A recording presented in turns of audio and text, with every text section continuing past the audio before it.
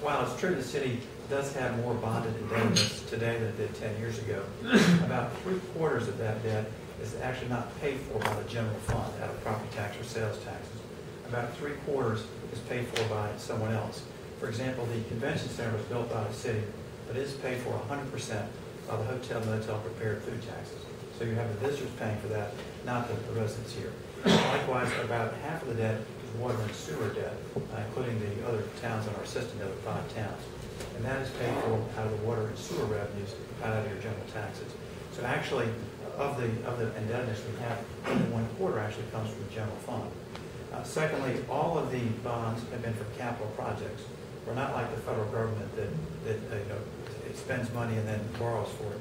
These are all capital projects, whether it be greenways, roads, parks, affordable housing, things like that. The new water treatment plant. That's what this money has gone toward things that we really have needed, and actually we do need more capital projects as this bond issue reflects. So it's all gone for that. 2 other things. First of all, the debt is all funded.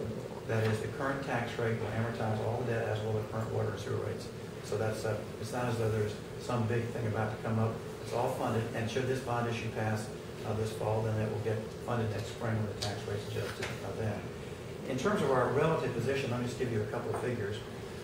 For most of the larger cities in North Carolina, they spend about 12% of their operating budget on paying down their debt service. So if their total operating budget is 12%, we pay 10%, so we have less debt than the other cities. For example, we have about 1/3 of the debt that what Charlotte has, even though Charlotte is only 50% more.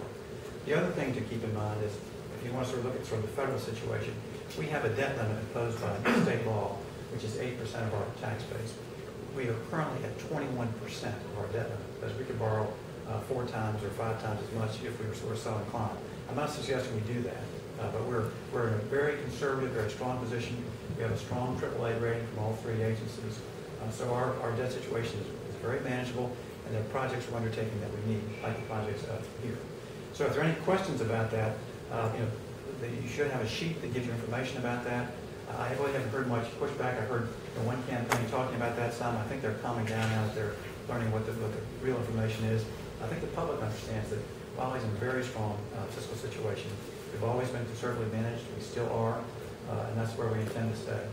But we're in a good spot in terms of debt, and we're not going to let it get out of hand. So I just wanted to comment on that. In terms of what I'm hearing that there are civic groups that are getting the presentation. That's going well. People are understanding what's going on. People are very pleased to hear that sidewalks will not be their problem. I mean, someone else's problem going forward. As mayor, when you have these sidewalk assessment hearings, that's not always the best day of your best time of your day, to put it that way. Because people don't understand, why am I paying to either install or improve the sidewalk when my neighbors use it, why am I paying for it? And of course the answer is, well, they're right. I mean, it really is part of the city system, so that will change things. In terms of our transportation, I think people understand that the Greenway system is not just recreation, it's also some transportation and an increasing bus service. We now have about 50% more riders on the bus system than we had 3 or 4 years ago. And we do need to upgrade the system throughout the area, so that would be a good thing as well. So let me stop there. Let me thank you for doing this. Please reach out to people. The way voters work is this, and this is my experience. People don't vote just because they get one piece of mail or hear one comment.